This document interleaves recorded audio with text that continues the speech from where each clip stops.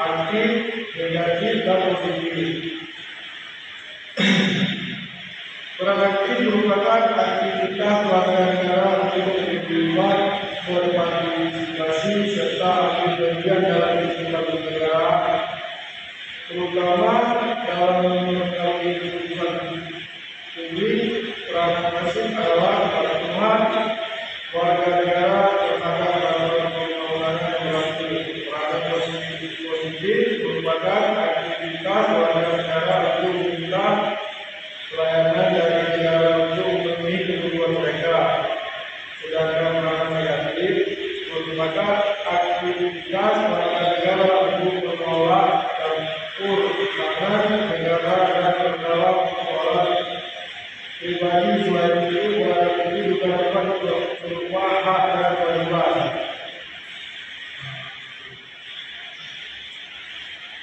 Hubungan warga negara dan negara. Setiap interaksi selalu menghasilkan hubungan. Ibaratkan hubungan negara dengan warga negaranya sudah mencapai tahap ketergantungan. Sebuah negara tidak mungkin berkembang, apalagi menjadi negara maju apabila warga negaranya pasif. Begitu juga warga negara dari sebuah negara tidak mungkin dapat hidup sejahtera di negara yang kacau. Negara merupakan suatu wilayah dengan luasan tertentu yang menjadi tempat tinggal dari sekelompok orang. Namun untuk dapat disebut sebagai negara, wilayah yang ditinggali penduduk tersebut juga harus mendapatkan pengakuan kedaulatan dari negara lain. Selain itu, sebuah negara yang sedang berdiri tegak juga harus memiliki undang-undang sendiri untuk mengatur tata kehidupan berbangsa dan bernegara. Indonesia merdeka pada tanggal 17 Agustus 1945. Tepat di hari Jumat, bulan Ramadan.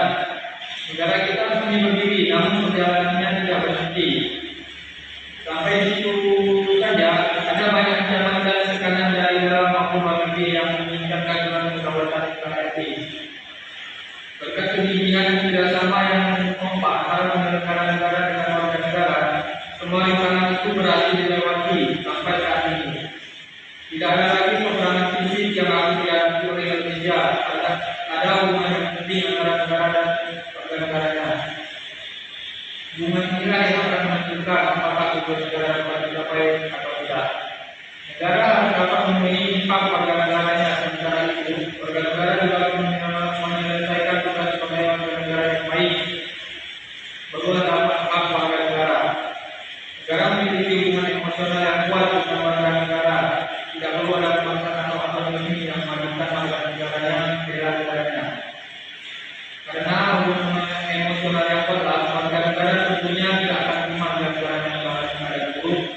Sebut saja kasus pelanggaran batas negara. Kuasa dan harta dikomando oleh pemerintah. Warga negara Indonesia akan berusaha membela manfaat negaranya sebisa mungkin. Hanya saja karena cara yang digunakan tidak terlalu benar dan tidak sesuai dengan keinginan pemerintah. Undang-undang Kewarganegaraan. Undang-undang Kewarganegaraan adalah salah satu undang-undang yang tentunya bersifat umum atau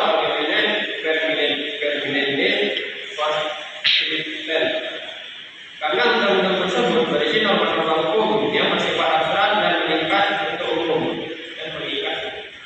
Ada 3 pokok yang menjadi objek pengatur hukum kewarganegaraan, yaitu status hukum kewarganegaraan seseorang, fungsi negara atau pemerintah berkaitan dengan pengaturan kewarganegaraan, pengaturan dan perlindungan hak dan kewajiban warga negara.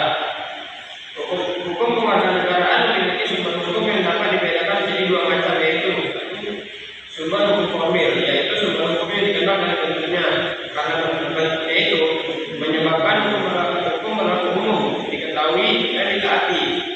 Sumber hukum formil itu meliputi peraturan perundang-undangan, kebiasaan dan adat atau perjanjian antar negara, jurisprudensi serta doktrin atau pendapat ahli hukum.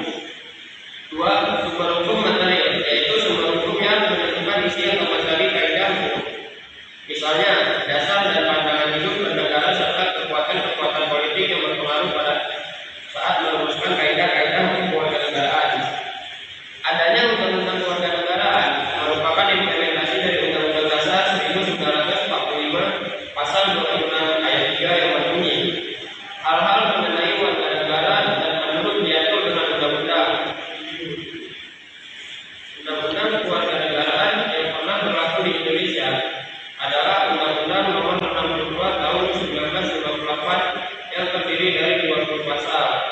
pasar peraturan peralihan dan 8 pasar peraturan penutup. Lalu pada tahun 2006 dibuat undang-undang baru yang menggantikan undang-undang lama, yaitu Undang-Undang Nomor 12 Tahun 2006. Jadi kesimpulan yang dapat saya ambil dari persoalan ini adalah hak adalah segala sesuatu yang semestinya diterima, sedangkan kewajiban adalah sesuatu yang harus dikerjakan. Masih banyaknya masyarakat yang menuntut haknya sebagai warga, tetapi lupa akan kewajiban yang harus dipenuhi akan membuat ketidakseimbangan antara hak dan kewajiban. Hak dan kewajiban adalah dua hal yang mempunyai hubungan sangat erat.